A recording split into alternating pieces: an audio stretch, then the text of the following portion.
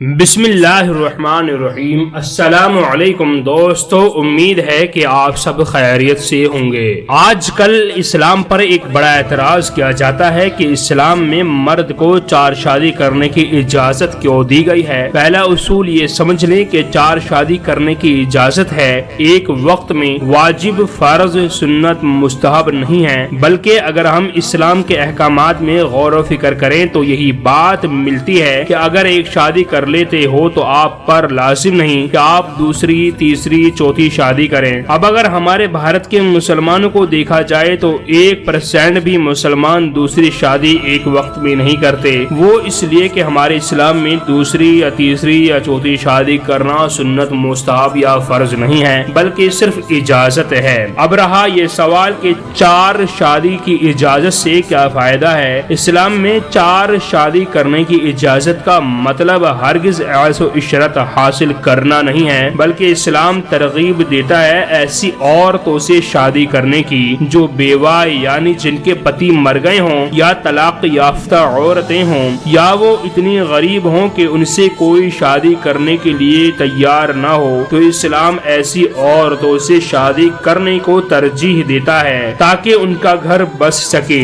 جبکہ آپ کے پاس اتنا مال و دولت اور آپ کے اندر اتنی طاقت ہو کہ آپ ان سب کے حقوق ادا کر سکتے ہوں اور ان کے درمیان عدل و انصاف کا معاملہ کر سکتے ہوں۔ اگر نہیں کر سکتے تو اسلام اس بات کی ہرگز اجازت نہیں دیتا کہ آپ دوسری بھی شادی کرو، یہ اسلام میں جائز نہیں۔ جیسا کہ نبی پاک صلی اللہ علیہ وسلم کی حیات طیبہ سے یہ بات ملتی ہے کہ آپ صلی اللہ علیہ وسلم کی 11 بیویاں تھیں اور سب کی سب بیوہ یا طلاق شدہ تھیں، سوائے حضرت عائشہ رضی اللہ عنہا کی، وہ صرف کنواری تھی۔ اسی طریقے سے صحابہ رضی اللہ عنہم اجمعین سے بھی یہی بات ملتی ہے۔ اس لیے اسلام پر اعتراض کرنا کہ اسلام میں 4 شادی مرد اس لیے کرتا ہے کیونکہ وہ عیش و عشرت کرتا ہے، یہ ایک جہالت ہے۔ اگر انسان عیش و عشرت نہیں کرے گا تو پھر اسے شادی کرنے کی ضرورت نہیں ہے، بلکہ اب اس حال کو اگر اس زمانے میں دیکھا جائے تو یہاں 500-1000 روپے میں لڑکیاں رات بھر کے لیے مل جاتی ہیں، کوئی ضرورت نہیں ہے شادی کرنے کی۔ لیکن چونکہ اسلام ایک بیٹی کو،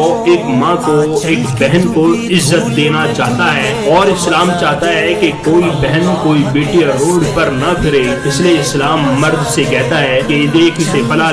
لڑکی یا فلاں عورت کو بیوہ ہے، اس سے شادی کر لے تاکہ اس کا گھر بچ سکے اور اسے در در کی ٹھوکریں کھانی نہ ملے۔ اس لیے اسلام پر اعتراض کرنے سے پہلے احوال کو دیکھنا چاہیے اور پھر اعتراض کرنا چاہیے۔ خدا کی قسم اسلام دنیا کا بہترین مذہب ہے، اس پر اعتراض کرو تب کرو جب اس کی پوری تحقیق معلوم کر لو۔ اب ہمارے یہاں چلتا یہ ہے کہ تحقیق ذرہ برابر نہیں ہوتی، جو میڈیا یا جو دنیا والے ان کے سامنے پیش کر دیتے ہیں اسے مان لیتے ہیں۔ میں نے آج تک اعتراض کرنے والوں کو مدارس کے اندر کسی عالم مفتی سے بات کرتے ہوئے نہیں دیکھا، کیونکہ وہ بھی جانتے ہیں کہ ہم کسی مفتی یا عالم کے پاس جائیں گے تو اس کا جواب ہمیں مل جائے گا، اس لیے صرف وہ میڈیا اور سوشل میڈیا پر آ کر ٹرٹر کرتے ہیں اور اسلام کے خلاف بیان بازی کرتے ہیں، جبکہ انہیں بھی معلوم ہوتا ہے کہ جو وہ بات کر رہے ہیں وہ جھوٹ ہے۔ اسلام میں ہرگز ایسا نہیں ہے۔